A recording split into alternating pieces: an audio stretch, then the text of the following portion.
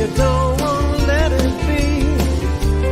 If you can't set yourself free, take your mind into another place and time. Free yourself up to find the universal mind. The universal mind.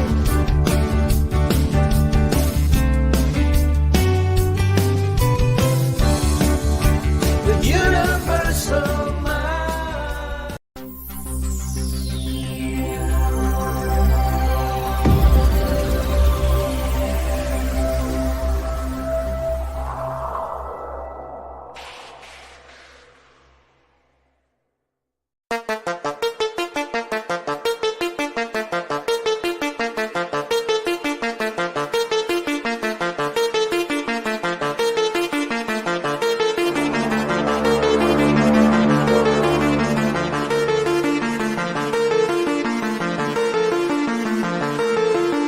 Live from Hollywood, it's Paranormal Tonight.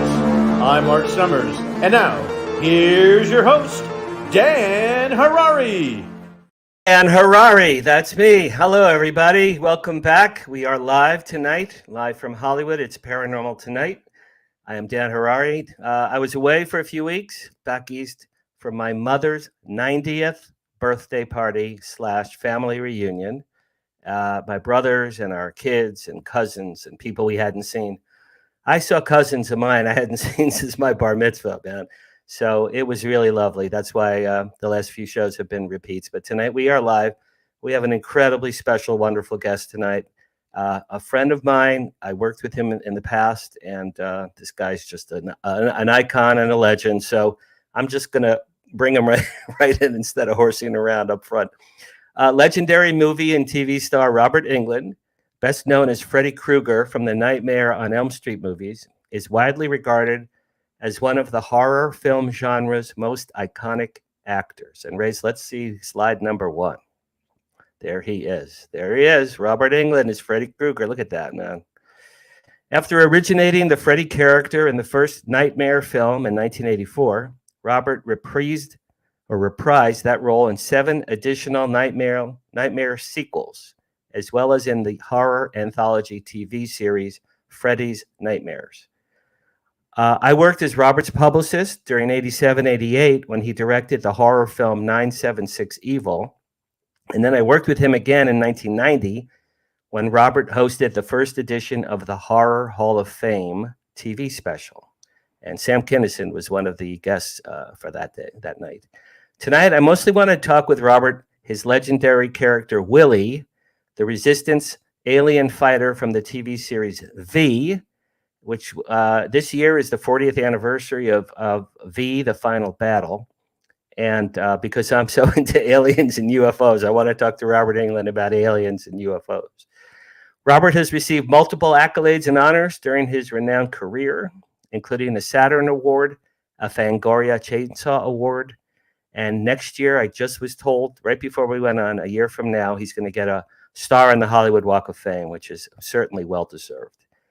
Before I bring him on, I want to show him a couple pictures that might blow his mind. Grace, let's do slide number 2, please. All right, so this is a picture that I took of Robert Englund and Howard Stern. This is in 1987, and I was working with Robert then. We were promoting his film 976 Evil. I booked Robert on the Howard Stern show. In those days, Howard Stern and his whole crew used to come to Hollywood once or twice a year from New York to do live broadcasts from the Hollywood Roosevelt Hotel. That's where this picture was taken. And this photo at the left is Gary Baba Booey, and at the right in the back there is Jackie the Joke Man Martling. So this shows you how long ago this was. But this is Robert Englund and Howard Stern. Now, I went to college with Howard Stern. He was 2 years ahead of me. And when I was with Robert this day, right here, when I took this picture, I spoke to Howard and we talked about Boston University. That's the only time I ever met Howard Stern. Let's look at the next one, Race. This is me and Robert. Right after that, Baba Booey took that photo of me and Robert. Look how young we were. I had hair then. That's how long ago that was. After that photo, Robert took me to a wonderful, famous restaurant in Hollywood called Musso and Frank Grill. It was the first time I'd ever been there. It was fall of '87. I have been in love with that restaurant ever since. And for the last 6 months, for the last 6 years, I've been the publicist for Musso and Frank Restaurant. It's a really great, wonderful client that I've had, and it's actually kind of life-changing for me because they've been my biggest client, and they supported me all through COVID. So thank God for Robert Englund, and thank God for Musso and Frank's. All right, let's bring in the one and only Robert Englund. There he is. Robert, how you doing, man? I'm doing great. All that Musso Frank talk made me hungry. I'm craving flannel cakes now. You know, they brought them back. They just I heard, yeah. And what? Oh gosh, I love the half avocado cocktail with vinaigrette and the skirt steak. That's sort of my go-to. Oh, I love all those things. To keep my girlish figure intact. So listen, I can never, honestly, I mean this, I could never thank you enough because you brought me to Musso and Frank's, and I walked in, Robert, and my eyes were like, oh my God, where has this place been my whole life? And I've been going there ever since. And you know, anniversaries, parties, clients, dates, when my parents were in town. I mean, and now I've been their publicist for 6 years. I did all their PR for their 100th anniversary. And then, I have to tell you something. This is funny. I know you were on KTLA the other night, correct? Yeah. Okay, so 1 month ago, I produced an event at Musso and Frank and with KTLA to honor the late Sam Rubin. Oh, Sam made junkets easy. Right. Now, my daughter, this is true. My daughter drew this little Sam Rubin icon by hand, and this icon was all over Musso and Frank's that night. This was the official icon. We gave it to the family and to KTLA. This my daughter's original now hangs in the Sam Rubin green room at KTLA. So it looks like a Hirschfeld kind of. Exactly, doesn't it? Like it's something that you'd see in Sardi's on the wall. Exactly. My daughter took the initiative. She did this, and I'm super proud. If anybody needs a graphic artist, let me know.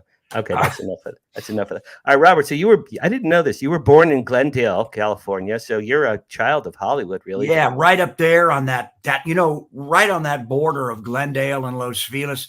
You know, the Tam O'Shanter, the famous old Scottish restaurant is up there. Yes. And there used to be a great, I don't know if it's still there, candy store, not C's, but it was called Alan Wirtz. And they had these mint sticks that I was addicted to. My parents would always go there and buy a bunch for the relatives, for stocking stuffers for the holidays. I think there was a club or a bar called Michael's Restaurant. Yeah, and there's also that famous little pitch and putt golf course, you know, where all the hipsters, you know, used to go. You know, kind of in that, in that Vince Vaughn moment of time in Hollywood. Absolutely, Robert. I don't know if you know this. My very first job in Hollywood in January '82 was at the American Film Institute, right up West in Los Feliz. That was my first job. All right, so tell us just a little bit about your childhood and your parents, and what were some of your interests when you were a little kid? Well, although I was born in Glendale, I literally just spent a moment there at the hospital, and then my family moved to Encino, and we were just up behind the old Encino Theater, which is no longer there, but that's where they held all the major studio previews back then. And so, you know, I would go out to dinner with my parents as a child, and it would be Gene Tierney and Stuart Granger, you know, and James Mason and whoever had a screening there, which was really exciting for me. And they had the matinees on the weekend for kids, you know, so I think I saw like opening matinee day of Forbidden Planet in VistaVision, you know, with that great soundtrack. Wow. Was Robbie the Robot? Was he there? Robbie the Robot is actually in the room behind me. My toy. I have a hold on. High one. Did you buy him from Fred Barton? No, my wife found it for me on the internet. Fred Barton is the robot man, and he has the license to create and sell. Well, I saved the box, which is extraordinary. You know, they tell you to save the box. Okay. But I'm Robert. I was Robbie until I was 13, until my three sons came on, and I became Bob, but I was Robbie in my childhood, Robbie Englund, and Okay. Robbie the robot. And between Robbie the robot and how cool he was, and the monster from the Id, and Walter Pidgeon doing, his Shakespearean character in that from The Tempest. Earl Holliman, who I loved, the character actor Earl Holliman, was so wonderful in that. Where's the Cook? All over the galley floor, or whatever that very similar line. But the monster of the Id and Anne Francis, and sent my hormones, whirling. A few years ago, we did a 50th anniversary reunion of the cast and Robbie the Robot at the Egyptian Theater, Robert. And I met Anne Francis, and I'll tell you, for like 100 years old, man, she still looked pretty good to me. Well, Leslie Nielsen was in that too. Yeah, sure he was. Yeah. Before his comedic airplane stuff. She's the Anne Francis is the equivalent of Miranda in Shakespeare's The Tempest, and Walter Pidgeon is the equivalent of Prospero, and the crash landing spacecraft, of course, are the sailors that are sort of left abandoned on that planet. That's where the plot comes from. So you started, I have this down, tell me if this is right. You started acting at 12, is that right?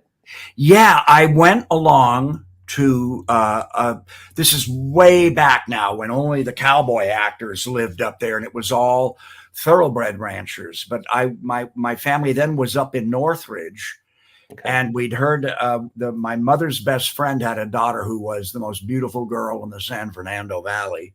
And she was a wannabe actress, and she was 14. And to keep her out of trouble, because she was so beautiful, they asked if I would tag along and become part of this experience at this sort of paraprofessional children's theater. Okay. And I went along. I tagged along because she was so beautiful and cool and older than me, And I thought I was going to be walking around with a flashlight as an usher, or sweeping the stage, or painting scenery.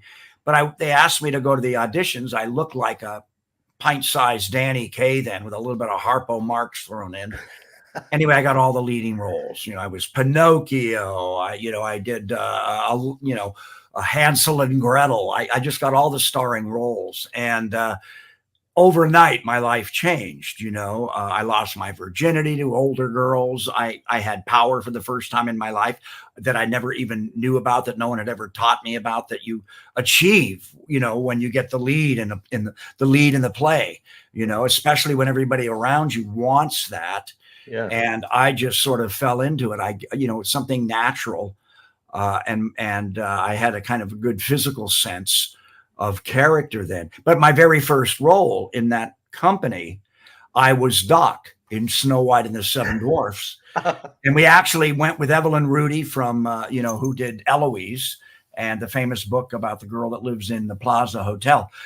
We went when she had a special night. I can't remember whether it was charity or what, but we actually toured the show to the Hollywood Bowl and had to kind of come down out of the hills, singing the song that the Seven Dwarfs sing. But I had makeup all over me, and it was very, very elemental and primitive back then.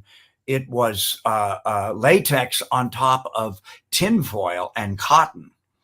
And then that was glued to you, and it just amazing. And I had lots of padding because I had a big sort of belly, How old were you when you were Doc? About how old were you then? 12. Just 12. Just 13. Literally had turned 13. And you already lost your virginity by that point? No, I lost my virginity that summer. Yeah. Oh, you lucky bastard. I was the star of all the plays, and you dance slow with a girl, and there it is. And they wanted a part, and then I couldn't get them a part, but they thought I could, I guess. Wow. So you invented the casting couch at the age of 12. What's so strange is that I probably didn't have that experience again until high school.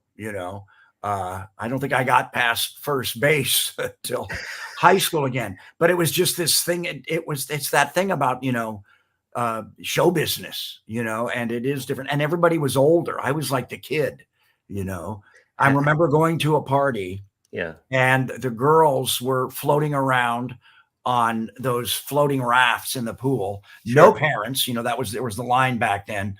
The parents are in Tahoe for the weekend, man. Party at my house. And they were, and instead of rock and roll, it was the score to Gypsy and the score to the OG West Side Story playing. And the girls outnumbered the boys about 5-6 to 1. Wow. And they were all beautiful. And there were girls there that became movie actresses, famous movie actresses.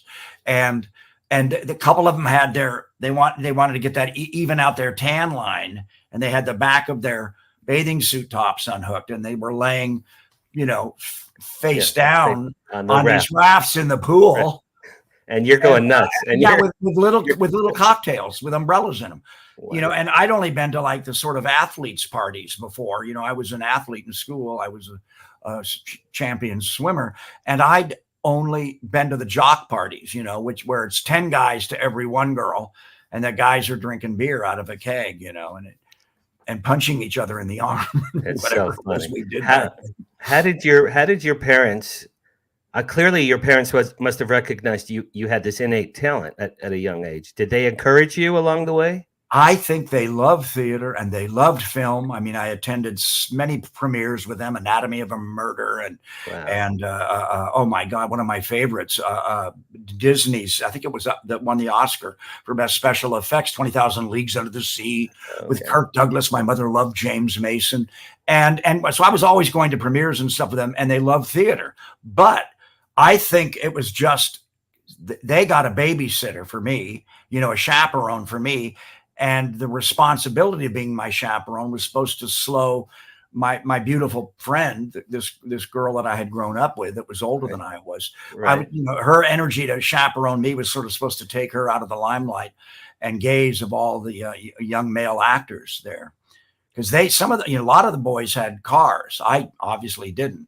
But that thing happened to me, which I learned very early on. I started hanging out with the older guys because they all had wheels, And that was very important in those days. You had to have a car, and if not, you had to have a friend with a car, and that just made you cooler by proximity. So really, from 12, you've been studying. You've been acting straight through. Yeah, pretty much. Yeah, right? I exhausted every class in middle school, and then I exhausted every class in high school, plus play production. Plus doing the plays, plus I became a TA, a teacher's assistant, in my senior year. I was actually helping the drama teacher, and I got credit for that, which was kind of nice. And then in college, same thing. My grades really suffered when I went to college because I was in everything. I did every directing scene and every play, and then we had our own theater in the summer. So I really neglected my academic life. Do you have siblings?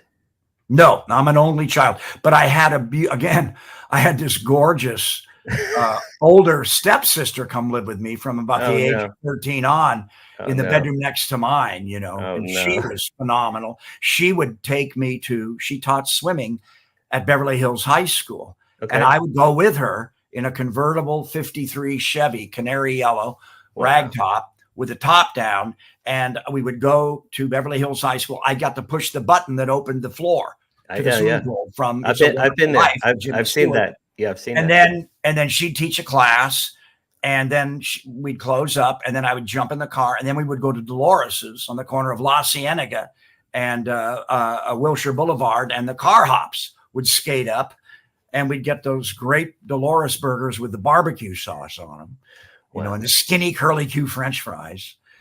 That's great. Well, I'm 68. You're older than me. Would you say you're a child of the 50s or a child of the 60s? Well, I was a little kid in the 50s. I was a teenager in the 60s. Okay. I was in my 20s in the 70s, 30s, in the 80s. So that's how my life times out.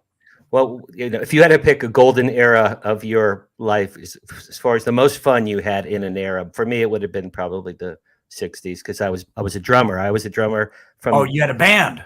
I had bands from when I was 12, 19. When the Monkees came on, Robert, the Monkees came on TV. Yeah. Bob Rafelson.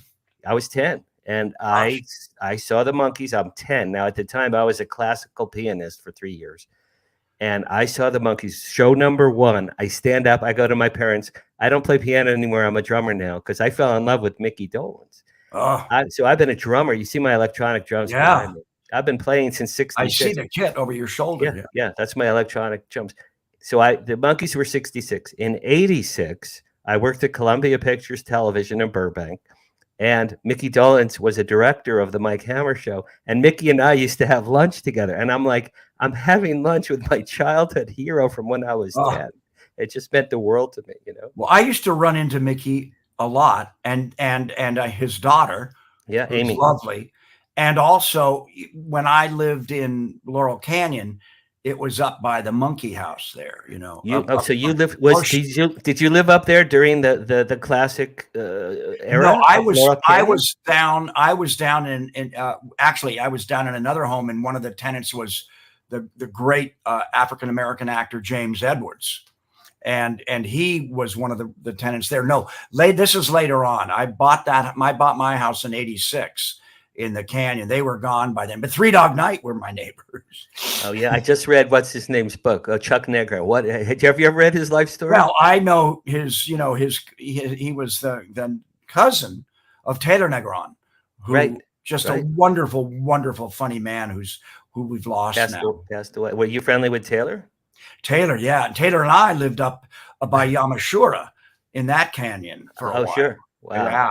But Taylor knew my ex very well, and I saw it. I've seen Taylor just kill it at the old Comedy Store in Westwood and on Sunset. I used to see Jerry Seinfeld and Leno and Gilbert Gottfried and Arsenio Hall. I saw all of those guys before they were famous. And I remember Jay Leno working a Little Blue, which is quite different from the Jay Leno we all think of. You know? I never saw that. Saw that. Though I met him in '80 at the Improv. We were peeing together in the men's room, and then in '87, then I became his publicist for 2 years when he got the Tonight Show. So, well, I think he was still riding a motorcycle in '80. I think he still had the motorcycle. I remember him roaring up to the Improv on that motorcycle. And he used to drive. I don't know if he does now, but he used to ride without a helmet. And when I was his publicist, he used to get angry mail from people. Hey, Jay, we love you, man. You got to put on a helmet. Put on a helmet. So I think he started to do that at some time. We have like 2 minutes. You want to talk about Freddy Krueger for just 2 minutes? Well, I know I'm here because of my sci-fi creds. I want to do the V. I really want to do really good science fiction creds, but no, we don't have to talk about Freddy. I mean, just have one question. Except to say, for all of my fans that were introduced to Nightmare on Elm Street 1 on video, on an old beat up video that wasn't rewound right, that you rented from a mom and pop video store or passed around a dormitory somewhere in New Jersey with cigarette burns on it. Listen, there's a new ultra high def 4K out. Wow. And I think it's going to be scrumptious. I really encourage you to see it at least once, properly ratioed. It'll be available for streaming, I would imagine, right? Streaming? Yeah, I'm sure. Do you know what network will be streaming it? Well, I know that it's from Warner Brothers, but I'm not sure who's going to be streaming. Probably be Max, HBO Max, or just Max. Yeah. But I recently had to entertain my wife's family, my in-laws, and I didn't know what to do. It was a Sunday, and I fed them pizza and root beer floats, and I downloaded Hitchcock's Rear Window, and I accidentally, or I'm very grateful that I did this, I downloaded the 4K, and you can literally see Jimmy Stewart's bloodshot eyes. You can see the color of the purse of the woman that's been killed across the way, while Perry Mason. I love that. I love that movie. I love that. While he hides her things. It's just incredible. Can you see more clearly into the windows across the way? It's unbelievable. Yes, I mean you can see the lipstick on the girls in the back of the building. On the sets. It's just extraordinary. Wow. Yeah. I mean, Grace Kelly is luminous. She almost pops out of the screen. She was incredibly beautiful. Yeah. I mean, we have to take a break already. Okay. Well, I could do 5 hours with you, man. Let's take a quick break, Grace, and then we'll come right back with Robert Englund. While most near-death experiencers return to this plane of existence with alluring tales of their time spent in the presence of the divine, what happens when one crosses the veil into the afterlife, into the void? In the new book, Dying to Meet Them, Mindy Toutfest describes her journey to the afterlife after a devastating aneurysm, how a strange turn of events would lead her to spiritual growth, divine healing, UFO experiences, and a greater understanding of the universe. Get your copy of Dying to Meet Them today at Amazon.com or visit unxmedia.com for more information on this book and more amazing selections from UnX Media Publishing at unxmedia.com. This is Margie Kay, and I'd like to say thank you to all of our KUNX show hosts, staff, listeners, and viewers for making us number one on Paranormal Talk Radio. The UnX Network presents a health and wellness spiritually based brand of hemp-derived CBD products made by Hopewell Farm in Harrogate, Tennessee. We apply our Cathara energy work with all of our plants and products. Our products made in small batches with only 2 ingredients of pure hemp, full-spectrum crude oil, and coconut-derived MCT oil. Third-party lab tested for potency and legal THC levels with 6 strengths of 1 ounce oil to choose from. Know what you're buying and get what you pay for from Hopewell Farm. Applied directly to a specific area, Hopewell Farm topical salve in 1 ounce and ½ ounce sizes made with pure hemp crude oil, comfrey extract, and all natural ingredients. Find the Hopewell Farm link and coupon code on the UnX Network website at unxnetwork.com. That's unxnetwork.com.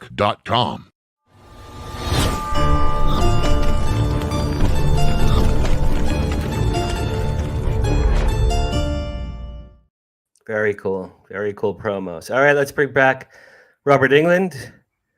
Robert, I'm a big UFO ET guy. You don't know this. Last year, I created the Hollywood Disclosure Alliance. I'm the chairman and creator of this thing, and I've been meaning to invite you in.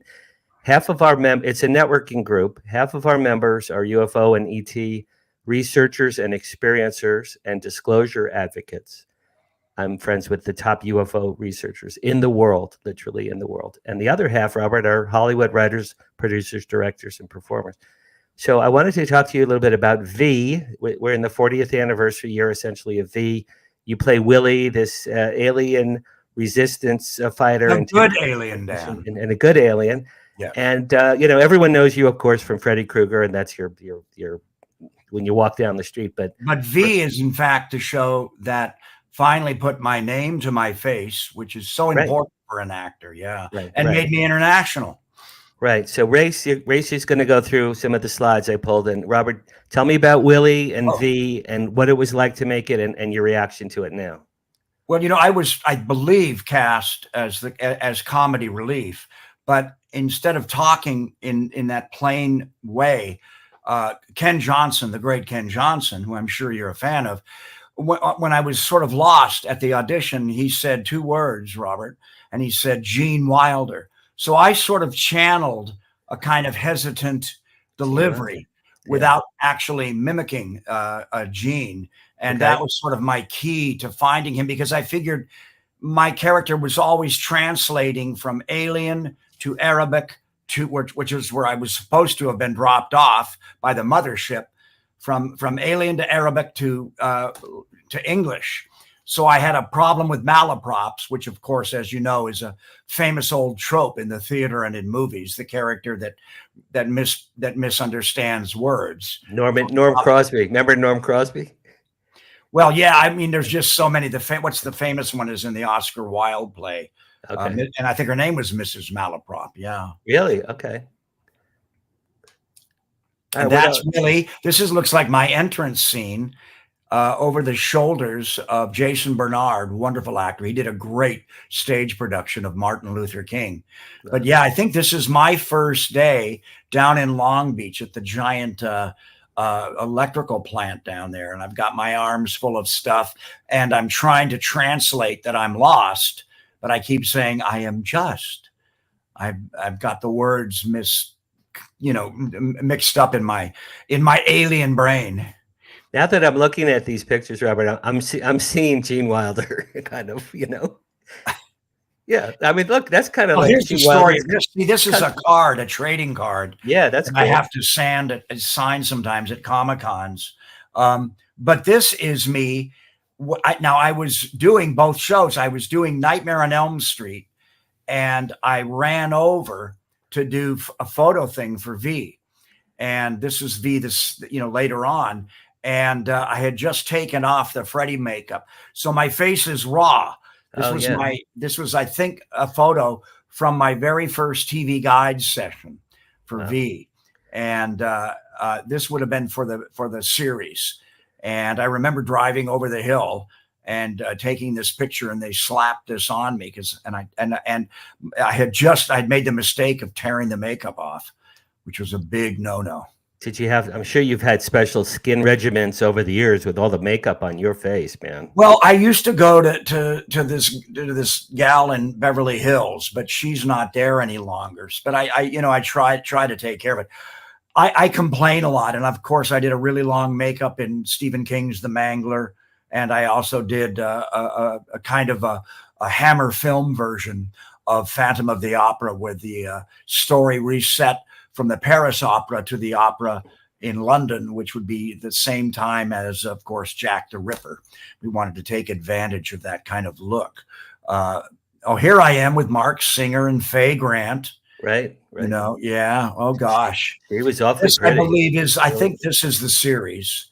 Yeah, I think so. But it might. See, we're on that set is a great John Dykstra, thing. We had great production designers. It made us very expensive, though.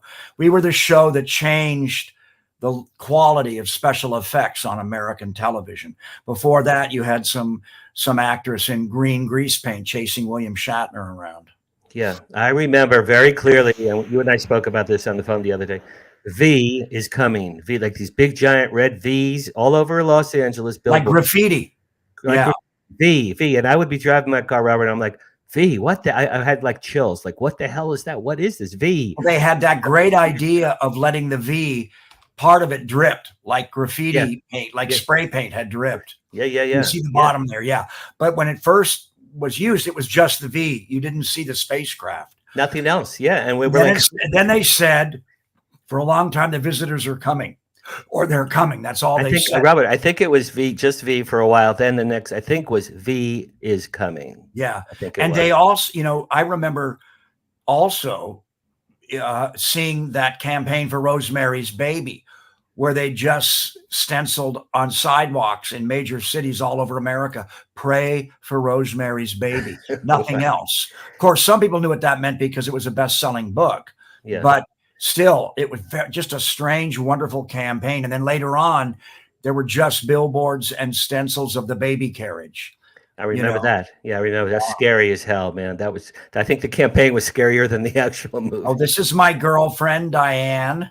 Right. Diane Savita, who played Harmony. She's wonderful. Are you in touch with any of these people still? Well, Diane and I did a movie a couple of years ago, and she's married to James Perriott, who, among other great accomplishments, I think Grey's Anatomy.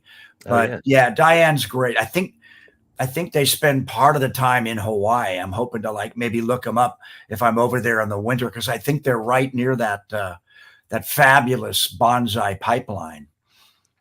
Interesting. Okay. Did you like being an alien versus being a monster? Well, I loved being on V, and I started getting a huge amount of fan mail when it went to series. They kind of, and a lot of it was from women, in particular, older women, who I think wanted to mother little Willie, take care of little Willie. So they were trying to figure out a way to work that in the plot. I kept getting these girlfriends, that were trying to kind of protect me on the show. But I loved it. I mean, I remember one night, Dan, being on the back lot and shooting, and we were all standing around. The resistance was all standing around, and we had those trash barrels with fires in them. We were warming our hands, and someone was roasting a potato, like someone in the depression, someone in the depression. And I realized that's what the look for the whole show have been. The whole show probably should have been shot at night, because there's that old saying, horror doesn't happen in the daytime, horror only happens at night. And even though it was science fiction, I think the fact that you would go out on location during the daytime, it took away a little bit of the jeopardy of the occupation of Earth by these people. And of course, the metaphor being the occupation of Europe by the Nazis. Right. But we all stood around that night, and we were, a couple of shows into the series. And I remember thinking, this is what the show should look like now. We should be cold, and we should be wearing ratty sweaters, and we shouldn't be pretending to act normal with the aliens, because we're resisting them. I love the idea of maybe shooting it at night. And I don't know if that was cost prohibitive or not. Are you allowed on your projects? Certainly you are now, but in the early days, are you allowed to give your input and your feedback to the director? No, they were already arguing, because it went from Ken Johnson and 10 hours of miniseries, right, to the television series, right. And it was a big cast, and you got to get contractually, you have to get certain amount of people in there, and they were going to kill off some people. I think they had made those decisions. Had the show continued, and I believe I'm pretty close to being right about this. This is for the V fans out there. I think what was supposed to happen was the beautiful Star Child was going to go over to the dark side. And of course, as Willie, I was sort of her chaperone, and I had a crush on her, at Jennifer. And I believe she was going to go over to the dark side. And I think that the blonde alien was going to come over to the resistance side. They were going to be kind of a switch there. And that was one of the plot developments that was going to happen that I thought that was really interesting, because Jennifer Cook, who played the Star Child, just a really wonderful actress. And I think they could have, she'd been so kind of Judy Garland in Oz up until then, right? And they dressed her kind of like a little girl with pigtails and things. I think it'd have been really fun to see her just, vamp, with Jane Badler and be evil and competitive, perhaps, in the lizard, in the lizard hierarchy, they could play against each other. There was also a bit of a subplot about some of the aliens, myself included, that we were perhaps a kind of alien Christian, and that some of us that had been drafted into doing this intergalactic voyage, that we were against the fact that they were there, in fact, to make humans a food source, like the old Twilight Zone, Yeah. How to serve man, sunny side up. Yeah. Don't get on the ship. It's a cookbook. With Jason Bernard, and that's another special effect makeup. Those are split grapes on my face, and they're held there by they dripped warm paraffin, which up until then I had only used on my surfboard. But those are supposed to look like blisters because it was freezing in there. And of course, being an alien, it didn't bother me. But Jason's almost dead. But look how effective that is. That's just paraffin and grapes cut in half. That's great. You've worked with, I'm sure, all the top special effects makap people there. Oh my God. Yeah. I think this might've been a Westmore. I can't remember. I know I worked with some Westmores. Cool. That, great, famous makeup family, but obviously Kevin Yeager and David Miller and KNB, who now have Oscars and went on to do Walking Dead and a bunch of stuff. And did you ever work with Stan Winston or? I worked with Stan Winston on Dead and Buried. Yeah. Okay, and then I forget his name now. The werewolves, all the werewolves. Rick Baker. Yeah, I never worked with Rick. Robert, something happened, brother. Robert, you're froze. I'm here. I don't know what I can do. Nancy, can you unfreeze me? Are you coming back? You're coming back. I'm coming back. You're a little blurry, but so am I. So Nancy, where's Nancy when you need her? Nancy, according to Dan, I'm frozen. You're frozen. But what should I do to I reboot? don't know. Nancy, I haven't touched anything.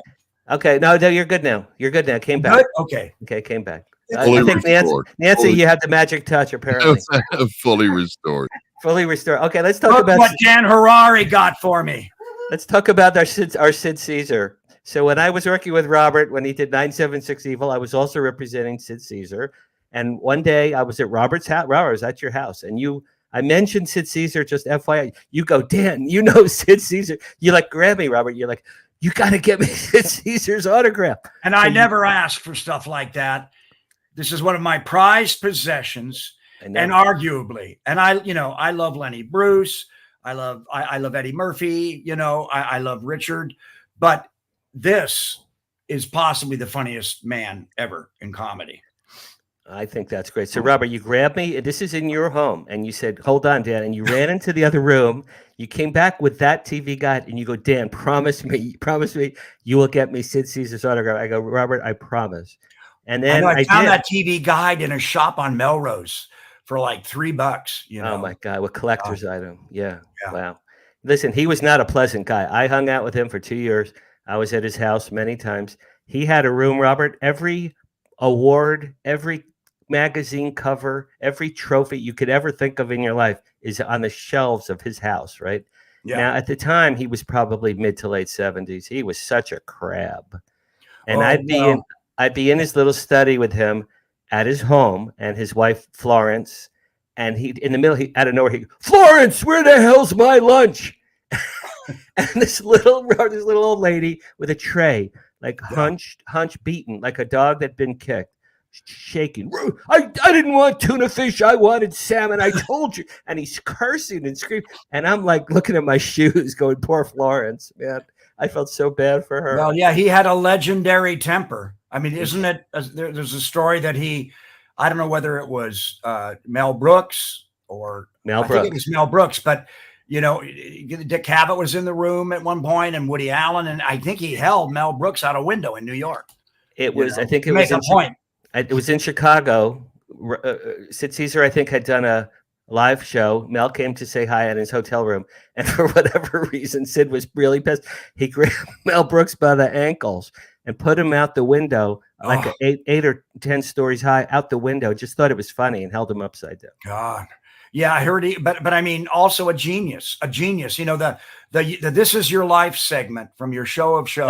Funniest thing ever. I can't watch it without wetting my pants. It's that good. It's one of the funny. I'll tell you the other thing, Robert, that I love equally. When Jackie Gleason and Art Carney do the kitchen helpful handy kitchen tool. Oh yeah. And Norton goes, "Can it core a apple?" And Gleason goes, humming. And he hurts himself with his finger, and then he falls against the flat on the set. It was a mistake. He actually fell. I love the PBS women too. With the dirty innuendos on SNL. That used to get me too. Great sketch. So funny. Wes Craven, who created Scream and the Scream franchise and the Nightmare on Elm Street franchise, and directed movies with Meryl Streep and classic dark horror like The Hills Have Eyes and Last House on the Left. He was with me on location up in Canada, and we saw that sketch with Dana Carvey, Head Wound Harry. And Wes laughed until he wept and practically fell off my couch. That's so funny. Race, can I see slide number 11, please? We can finish up V. All right, so Robert, is that you in there? No, now let me tell you, this is an actor. They did this makeup, but on my back, on my torso, in a sequence where they were using Willie, as an experiment to find out what the aliens might be allergic to on Earth. Okay. So that they could use it against the aliens. I was sort of a lizard guinea pig, but it was the old school Warner Brothers makeup department still. A lot of guys walking around in white coats like Volkswagen mechanics, or like you were in a hospital. Wow. And it was very cold, and they covered my skin with a very similar prosthetic as you see on this actor. But it was just, thank God, it was just my back.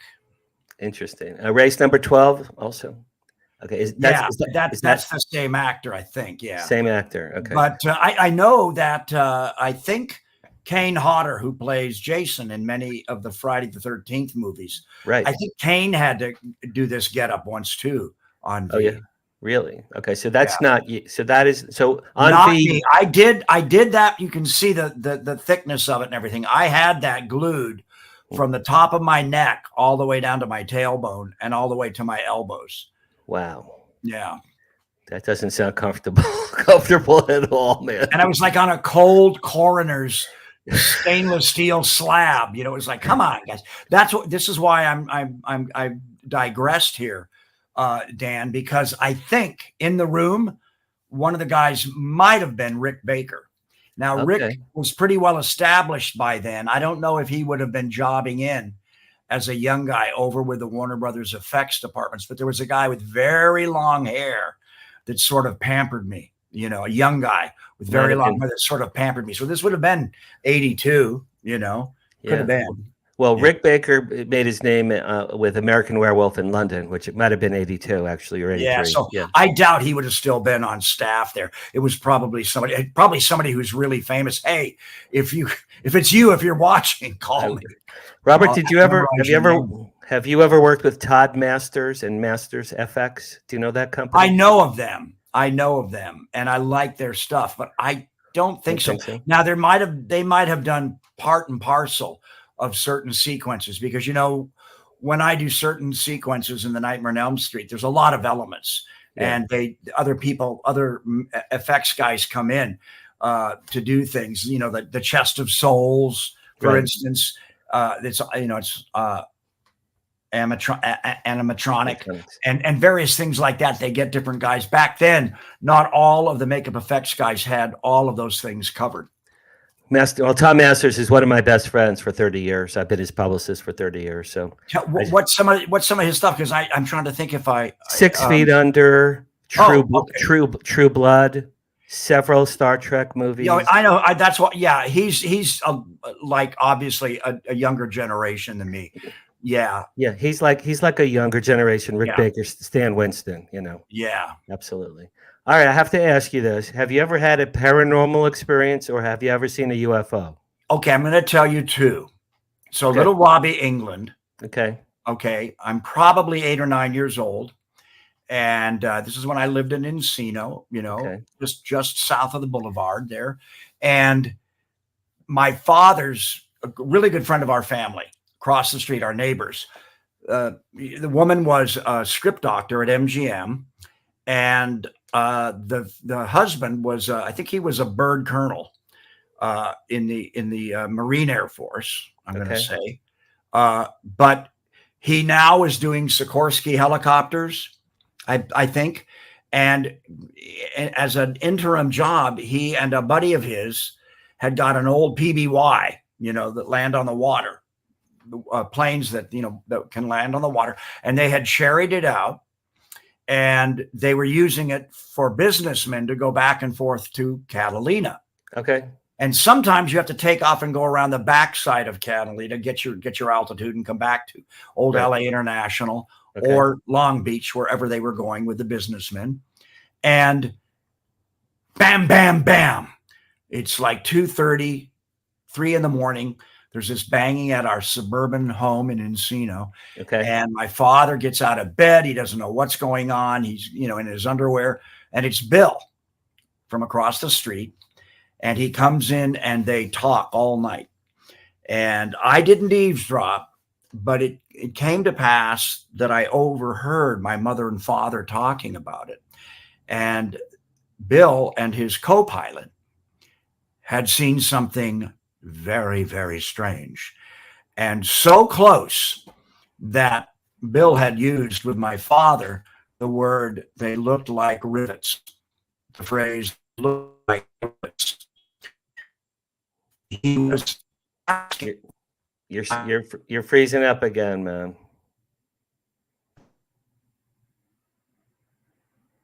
We lost you there.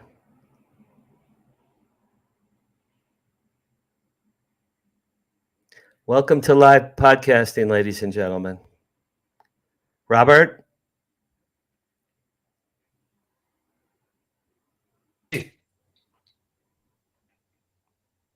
Nancy, We're still connected, Dan. He should be am I coming. back?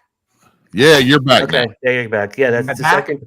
You know what, Robert? Maybe the aliens don't want you talking to me about the aliens. That could be. Nancy. Nancy. Nancy, where the hell's Nancy when you need her? I have so many more questions for Robert Englund, man, and I only have a few more minutes. This is so frustrating. Next week on my show, Erin Carafel, a very beautiful Hollywood actress, good friend of mine. She has a ghost story she's never told anyone ever in her life, and I'm hoping that I get to lure it out of her. She promised me. She's been in movies with Matthew McConaughey and Jennifer Garner. We good? And Chris Pine. There we go. All right, you're back. All right, Robert. So you heard a conversation. Dan, I can't hear you. Oh, Really? hang on. Wait. Wait. Maybe. Hello. Hmm. Hello. I don't know where mute is. Having issues. Mute. Dan, speak. I'm here. Hi. Where's my? Oh, man.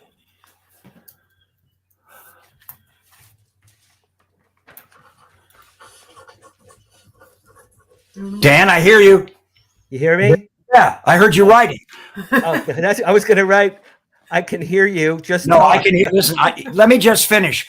Go ahead. Anyway, Go. Anyway, so our neighbor has this experience with an unidentified flying object Okay. and his co-pilot, and he's asking my father over a martini at 3 a.m. if he should report it. Now, Okay. my father is in the skunk works at Lockheed. Wow. Okay. And my father says to him, "No, Bill, you keep this to yourself because it will hurt my father knew enough from working at and from clearances and things and working at the skunk works that it would screw his pension. And so he never mentioned it again. Did they describe the craft, Robert? Did they describe All he said was it got very close, very fast, and they saw something in the superstructure of it that looked like rivets. They didn't see a cockpit. They didn't call it a disc. They didn't call it cigar shaped, but it came at them very fast and flat. And they saw like a rivet or a seam with rivets in the superstructure. That's as much as I heard as a child. And this was never talked about. Okay, because my father had cautioned Bill. And shortly after that, he went down to move down to Balboa Island in Newport Beach, and walked the dog on the beach. And his son, who had asthma, became a champion Hobie Cat sailor, and got better. And the asthma went away. But he just left wherever he was and went down there and decided to lead a quiet life. All right. So two things. There's a great deal of research from all over the world, major UFO researchers, that there is an underwater UFO base near Catalina Island. I don't know if you knew that. No, never. It's absolutely true. There have been sightings at Catalina Island, Robert, for hundreds of years, and they've found anomalies under the sea near Catalina that they can't explain under the ocean. Number one. Number two, do you know who Ben Rich was? Ben Rich? No. He was the head of Skunk Works for many, many years. Oh. In the early 80s, Ben Rich is quoted as saying, We've long had the technology to take ET home.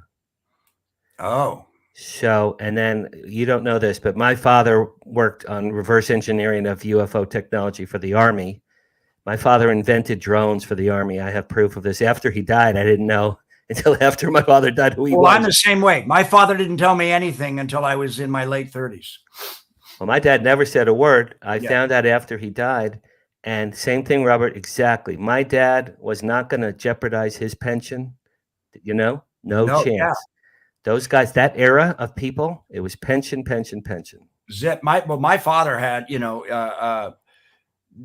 Nothing. I mean, but every once in a while he would disappear to Sunnyvale or to Marietta, Georgia, but you know, and I know he worked on the U2 project, the Spy Plane. Yeah, but that's all I know. That's all I know. And you know, towards the end, you know, after I was successful, I would take him out to a great jazz bar where the Tonight Show Orchestra used to hang out after taping the Johnny Carson show.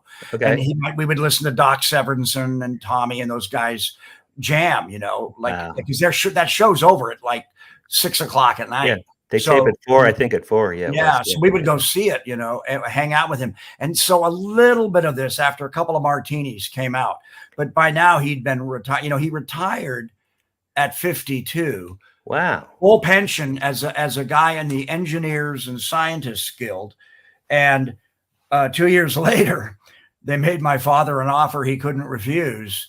And my father was already living up at the beach, you know, in Hollywood by the sea, up where Gable and Lombard had their love nest. And he was up there with my mother, and they made him an offer he couldn't refuse. It broke my mother's heart, but you know, my dad got a new Porsche every year. Wow. That's very, very cool. Yeah. Listen, we sort of have to wrap up. My dad. This was fun, Dan. I got to tell you. Yeah. Yeah, this was great. I would love to do part 2. And I only did like 3 of my 25 questions. Would you do a part 2 next year with me, maybe? Yeah, let's let's wait for the holidays to end, because I'm kind of up to here with stuff to do. Sure. And and I can talk a little bit about my star in Hollywood Boulevard. But you know, Dan, you have such, even though you're younger than me, I love talking to people that have a frame of reference. If I say Warren Oates to somebody, or Strother Martin, or Leslie Nielsen, or flannel cakes, and Francis flannel cakes, yeah, absolutely. Listen, if you and Nancy need to get to Musso and Frank anytime for dinner, just tell me. Okay. I can do that, and then we'll talk about your star soon. I'd love to have you back, maybe in the spring or early summer. I'd love to come back in the spring. Yeah. Okay. Thank you so much, brother. This was so much fun. Great to see you. Take care of my Sid Caesar for me. Go play your drums, Dan. I'm going to go play my drums. Bye. Thank you, Nancy. Thank you, Robert. Thanks, everybody, for watching live from Hollywood. It's Paranormal Tonight. Next week, we have a very lovely actress named Erin Carafel, good friend of mine. She works with Matthew McConaughey and Jennifer Gardner and Chris Pine and lots of fun stars. She has great stories. Thank you to Robert Englund and his lovely wife, Nancy. Sorry about some of the glitches. That's what happens when you broadcast live. Have a great week, everyone. We'll see you next week on Live from Hollywood. It is Paranormal Tonight. Thank you, everybody.